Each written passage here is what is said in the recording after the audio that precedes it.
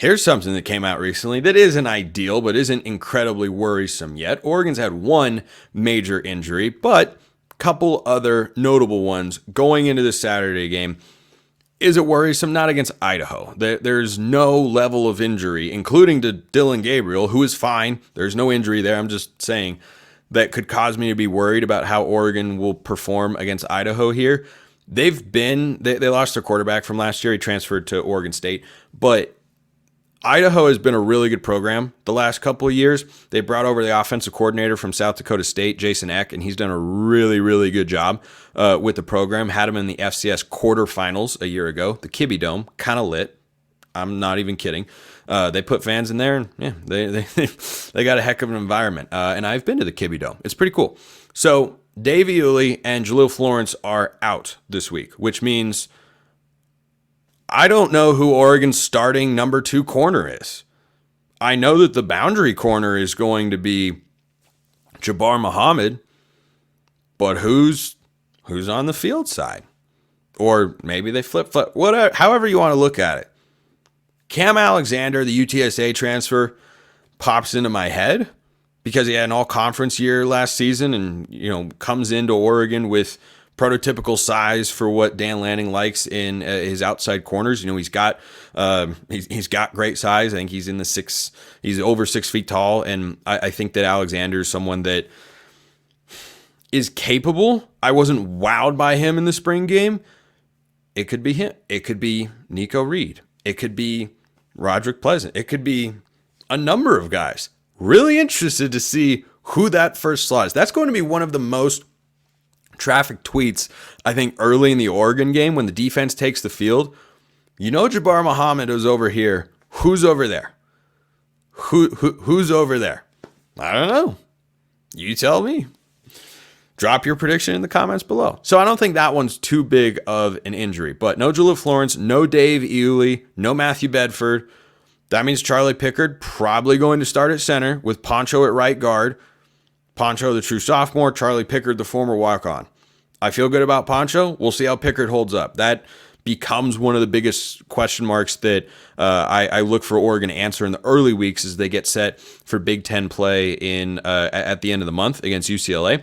But one of the notable injury reports, according to Eric Skopel over at 24/7 Sports, is that Terrance Ferguson, as those of you who clicked on the YouTube thumbnail for this particular segment on YouTube might have seen, had a club on his hand. Now, reportedly, per Scopel, he's able to catch passes with it, but he has a club on his left hand. It's not a problem right now. It's not a problem right now for 2 reasons. Number one, Patrick Herbert, incredibly capable tight end. Not his first rodeo. Patrick Herbert is very capable. Can you make the same sorts of throws to T-Ferg that Oregon did last year when he's got the club there? Remains to be seen. He can make some basic catches.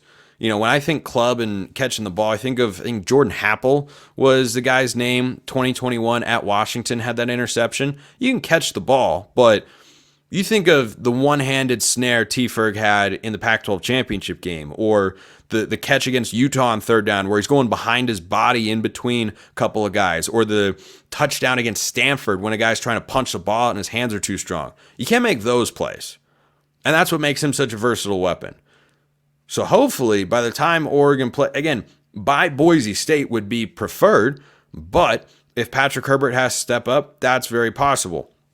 That, in those sorts of situations, you either come up with different play calls that don't require, a one-on-one fade shot to a tight end in the end zone, or you think Patrick Herbert's ready for that, or I know this is going to excite people.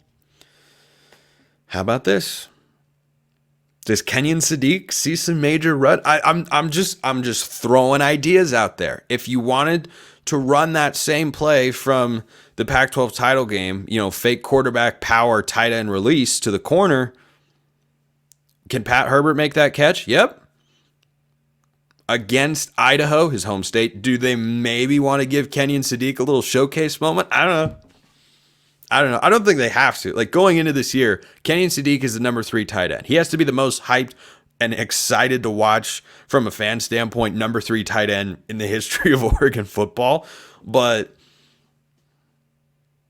It's because he's a really exciting player. he could be really good. And I think everybody likes Patrick Herbert. Great guy, good player, has been a solid tight end in this room the last couple of years. I'd never think of Patrick Herbert, post injury as a number one tight end sort of guy. But is he a great number two? Yes. Can he fill in for T. Ferg? Yeah, I think he can do an ample job there. But yeah, does that mean Kenyon Sadiq gets a couple more targets? Could be. I mean, if you got shot plays in the end zone to a tight end, I don't think you're throwing the ball up to T. Ferg and having him, do his own version of David Tyree. Instead of pinning it against the helmet, you pin it against a club. I think you'd probably put a guy out there who's got two healthy hands. I do not know the extent of the injury. I've not read that anywhere either, or what the expectation is for how long he'll have to wear the club. But certainly, it's something to monitor. And guys play with it, and it works all the time. I think Troy Dye played with the club. There's another one. Troy Dye had an interception 2019 Pac-12 championship game against Utah with a club on the hand. So it can be done.